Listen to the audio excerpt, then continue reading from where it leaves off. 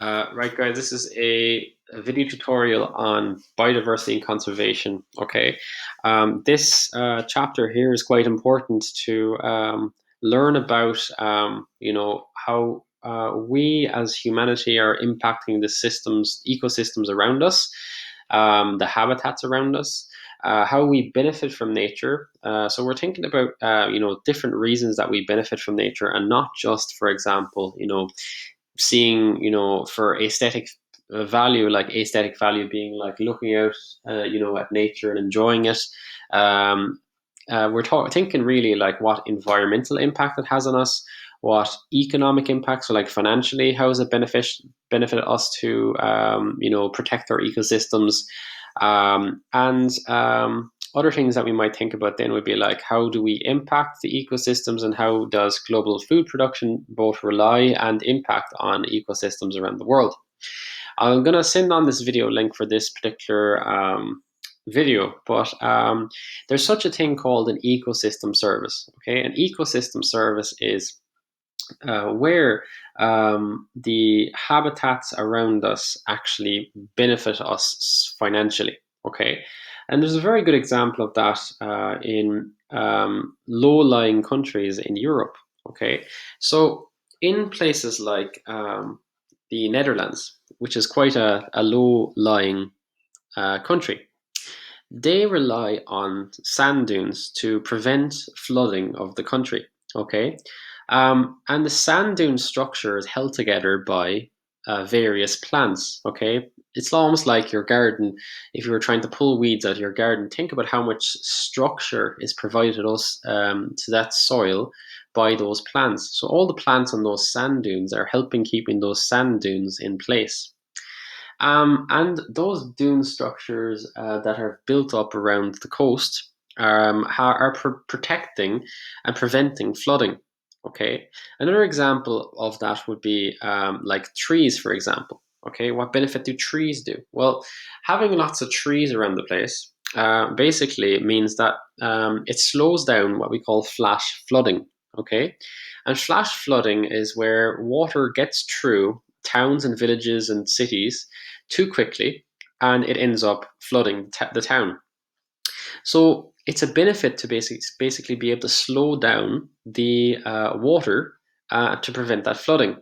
So the idea is that there's an economic value to having those trees and those plants there that are going to absorb up that water and prevent that flooding. Okay, because well, the cost of not having those trees and not having those plants would be that maybe a town gets flooded. It costs millions and millions of euro. So therefore, what we consider is that the trees, if it's a forest or different vegetation, by absorbing up that water, they're providing a service for us which is worth financial money. Okay, so that would be an example of two different examples of ecosystem services that where we're being protected there environmentally. Another benefit of ecosystems would be in relation to the following. Okay, so we're just going to read through these examples here, and we're going to try to guess meaning from them. Okay, so if we look here at plants, we know plants in general provide us with food. Okay, so if you think here, just like um, different plants that would produce berries at different times of the year. Historically, I suppose you've heard of hunter gatherers. Hunter gatherers would have been very reliant on berries as part of their diet. So plants provide us with food to eat. Like, well, we've kind of gone past the point of berries now, but we're thinking things in terms of like vegetables, fruit, like apples and pears, and all the things that fill out basically our supermarkets. Okay, so the benefit there of an ecosystem is like the food that's being provided by the plants. Now, plants are also indirectly benefiting us as well, because what they're doing is they are absorbing in carbon dioxide, and by absorbing in carbon dioxide, they are reducing the effects of climate change. They also produce oxygen. Okay, so the more trees that we have, the more oxygen that's being produced, the more carbon dioxide that's being absorbed in and converted into temporary storage, which basically takes carbon out of the atmosphere and reduces what we call the greenhouse effect. The greenhouse effect, remember, is where the planet is absorbing too much sunlight, too much heat, and where the planet overall is heating up.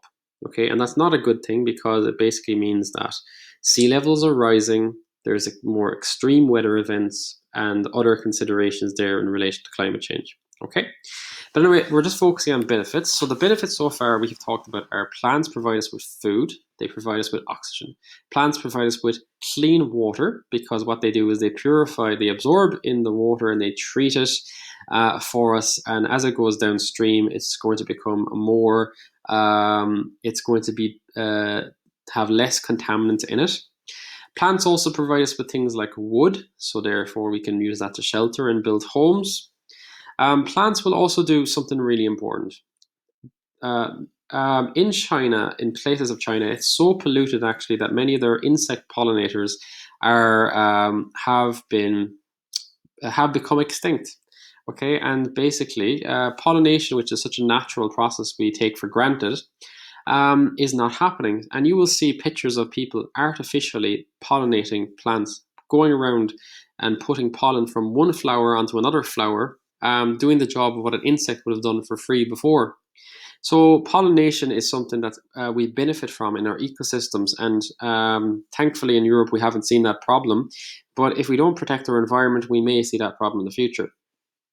How else do we benefit from ecosystems? Well, animals provide us with materials as well, like, well, I suppose less of a consideration now in terms of things like wool.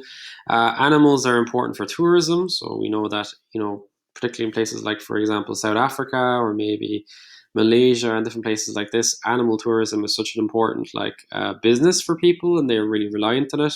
And then we know that ecosystems in general also benefit us because we like to do outdoor pursuits. So, what are the main threats then to the ecosystems?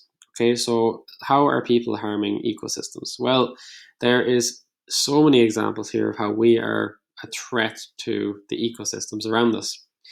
So, if you think in Ireland, like what kind of threats there are in general, well, agriculture is a problem for many ecosystems because what agriculture does is it favors like a certain types of plants and certain types of animals. So particularly in Ireland, we favor grass. So what we're going to do is we're going to plow up a field, get rid of all the plants that were there before, and basically plant it with grass. And then the grass will be fed to cows, and cows will be fed to us, okay, or they'll give us milk. So that'd be an example of how we are harming an ecosystem that was there before, because there would have been loads of wildflowers and different things growing in that grassland, and insects and different animals that would rely on it, but they're not surviving now as a result. Another example would be like, for example, cutting boglands. So in Ireland, we have a very unique situation where we have natural boglands, which are or peatlands, which you don't see in any other part of Europe. Well, not quite the same, anyways. And those peatlands have very unique, special species. But when we cut them and we take out the peat and the turf, what we inevitably do is we drain the bog, and those animals can no longer survive. So therefore, that's another example of how we are harming ecosystems around us. Okay, there are, of course, the examples can go on and on. I'll just give you a third example, and we'll have a look at what I have here in front of me as well. So, like for example, a common example of where we are affecting ecosystems is with tourism as well. So if you look at those wildlife parks in different parts of the world, like there's so many brilliant ones in Africa.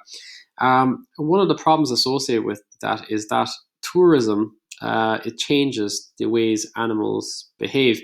You might actually indirectly prevent the animal from getting its meal that day. For example, if you're following lions through a safari, and the lions then have to endure, the noise and and basically it kind of whereas they might be camouflaged before, and now the animals, are more exposed, and they mightn't be able to catch their prey. Okay, as a result. So there's so many different examples you could look at this, like all over the world. You'll hear about it on the news all the time. I have more examples here, like roadkill, for example. It's interesting actually at the moment, guys, because nature seems to be doing quite well at the moment. There's been so many stories at the moment about how animals are being seen. Well, certain animals are doing well. At the moment, seagulls and foxes and things that would rely on humans as for waste and stuff would not be doing as well. But there's definitely an awful lot less roadkill. Sewage is a big problem. It used to be an even bigger problem, getting into our waterways and making people sick. But it's still a problem to a degree. Killing the bees is a massive problem. And why are bees in decline? Like I remember when I was young, and you would always see many more bees around. And the main reason that bees have declined so much is because we use something called pesticides, which kills them. Deforestation. I mean, you think about pristine places like the Amazon, which are being cut back, cut back, cut back, and we have species then that are becoming extinct. So we are definitely, I mean, there's a very interesting example that was used in a zoo many years ago in the 1960s, I believe, a zoo in America, and they basically said, come round and have a look at the most dangerous animal on the planet. And what was it? Only a mirror, i.e., the most dangerous animal on the planet was the human. Okay, because we are, we cause so much harm to other species. Okay, so look, what do I want you to take from this lesson so far in terms of biodiversity and conservation? I want you to think that, understand that there are benefits to ecosystems and many benefits. Learn off about 5 of them. There are many threats to ecosystems. We are threats to ecosystems, and learn off a few examples, and that'll be work for you.